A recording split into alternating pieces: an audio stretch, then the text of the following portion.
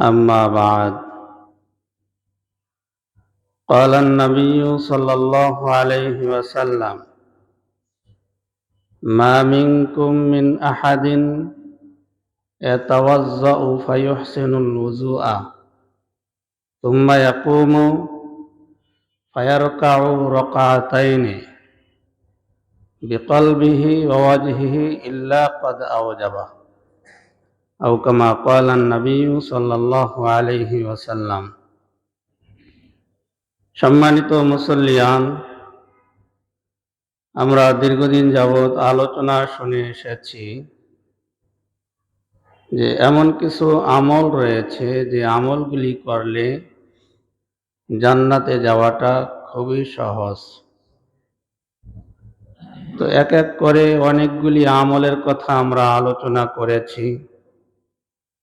আজকে যে হাদিস পাঠ করেছি, এই হাদিসে বিশ্বনবী মুহাম্মদুর রাসূলুল্লাহ সাল্লাল্লাহু আলাইহি ওয়াসাল্লাম বলেছেন যে তোমাদের মধ্য থেকে কেউ উত্তম রূপে উজু করে, সুম্মা ইয়াকুমু, এরপরে দাঁড়িয়ে বিনয়ের সাথে একাগ্রতার সাথে 2 রাকাত নামাজ আদায় করে। আল্লাহর রাসূল সাল্লাল্লাহু আলাইহি ওয়াসাল্লাম বলেন যে তার উপর জান্নাত অবধারিত। ছোট আমল, কিন্তু এর ফজিলত কিন্তু অনেক।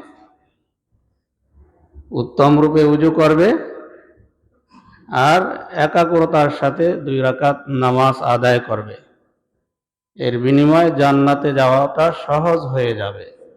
শুধু সহজ নয়, আল্লাহর রাসূল বলেছেন তার উপর জান্নাত ওয়াজিব, জান্নাতে যাবেই। তো উজুটাও তো সেরকম করতে হবে। যখন আমরা উজু করি, উত্তম রূপে উজুর কথা বলা হয়েছে যে উজুর অঙ্গগুলি সুন্দরভাবে ধারাবাহিকভাবে ধৌত করা। কিন্তু আমরা ধারাবাহিকভাবে ধৌত করি ঠিকই, কিন্তু এর মাঝে কয়েকটা কাজ করি যার কারণে উজুটাই মাকরুহ হয়ে যায়। ধরুন উজু করতেছি, এর মাঝে আমি কথাও বলতেছি। উজু একটা ইবাদত নয়? ইবাদতের মধ্যে কথা বলা যায়? তো আমরা তো কথা বলি না? উজু করাটা কি? উজুর মধ্যে ফরজ আছে না? ফরজ আছে, সুন্নাহ আছে। তো এমন ইবাদতের মধ্যে আমি কথাও বলতেছি, আবার ইবাদতও করতেছি। তো ইবাদতের মধ্যে তো কথা নেই। দ্বিতীয় হলো আল্লাহ পাক বলেছেন ইন্নাল মুবাজ্জিরিনা কানু ইখওয়ানাশ শায়াতিন, অপচয়কারী হচ্ছে শয়তানের ভাই। কে বলেছেন? আল্লাহ পাক বলেছেন।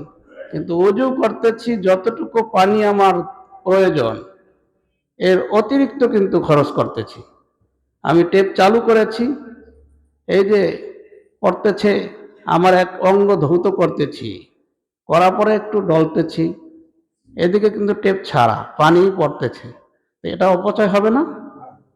তো আমি যখন একবার ধৌত করলাম, করার পরে আমি টেপটা বন্ধ করে দেই, এরপর আবার দ্বিতীয়বার টেপ চালু করে ধৌত করি, একটু সময় লাগবে, কিন্তু আমার উজুটা তো সুন্দর রূপে হচ্ছে। সেই কথাই আল্লাহর রাসূল বলেছেন উত্তম রূপে উজু করবে, এরপর 2 রাকাত নামাজ আদায় করবে একাগ্রতার সাথে, তাহলে তার উপর জান্নাত অবধারিত, সে জান্নাতে যাবেই। কিন্তু আমাদের তো এই শুরুতেই গরমিল পাওয়া যায়, কি বলেন? তাহলে এই হাদিস অনুপাতে কি ফজিলত পাওয়া যাবে? তাহলে উত্তম রূপে উজু করতে হবে, নামাজও খুব একাগ্রতার সাথে আদায় করতে হবে, তখন এই ফজিলত, এই ফায়দা পাওয়া যাবে। আল্লাহ সুবহানাহু ওয়া তাআলা আমাদেরকে সহিহ বুঝ দান করুন।